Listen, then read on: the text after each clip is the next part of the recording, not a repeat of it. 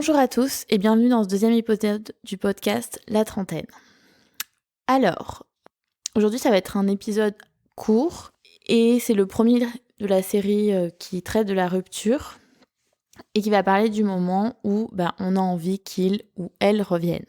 Globalement, vous avez le cœur en miettes, on est dans une phase de morve, de larmes, où quand on se regarde dans le miroir, on est vraiment loin d'être au max de notre sex appeal.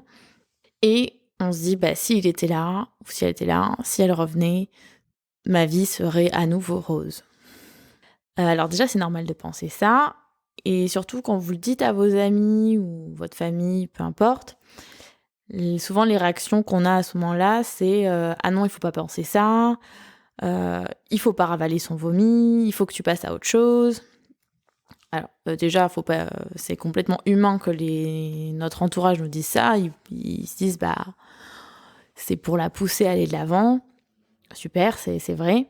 Mais sauf que du coup, là, non seulement on est super mal parce que on n'a plus la personne qu'on aime, mais en plus de ça, on culpabilise et on se sent quand même un peu conne parce que malgré tous les il faut que tu devrais, c'est quand même ce qu'on ressent.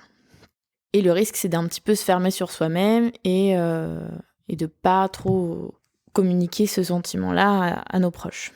Alors, même si cet épisode est court, il me tenait vraiment à cœur parce que je voulais vraiment vous dire que en fait, les il faut, tu devrais, on s'en fout. Il faut rien du tout. Tu as complètement le droit de penser ça et promis, avec le temps, ça va s'atténuer.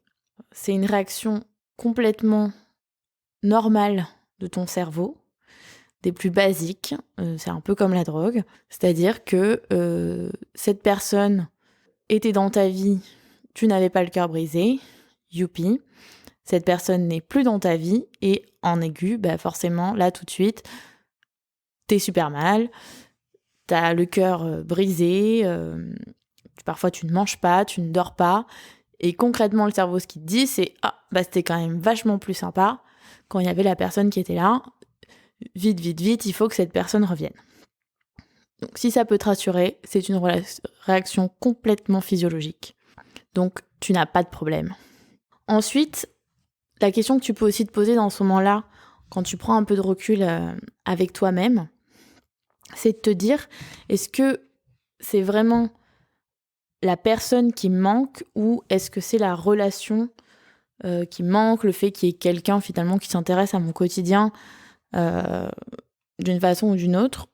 Alors, le risque, je te le dis en toute honnêteté parce que moi c'est un peu ce qui s'est passé, c'est que tu te dises, en fait, c'est la personne qui me manque. Sur le coup, ça te fout le seum. Tu te dis, super, j'aurais mieux fait de pas penser à cette question. Mais en fait, tu te rends compte aussi que, moi, tu le savais déjà, mais que la relation te convenait pas. Donc, partant de là, dans tous les cas, cette rupture, qu'elle soit définitive ou pas d'ailleurs, elle est nécessaire. Tu devais en passer par là. La personne reviendra ou reviendra pas, mais en même temps, peu importe. Tu as le droit de penser ça, tu as le droit de vouloir ça. En aigu, il n'y a aucun souci. Et ça va vraiment passer avec le temps. Alors, surtout, ne culpabilise pas de penser ça.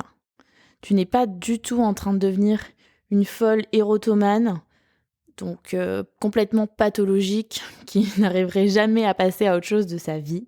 Ce n'est pas du tout le cas. Je te le promets. Et en attendant le prochain épisode, je t'embrasse et surtout, tu n'es pas seule.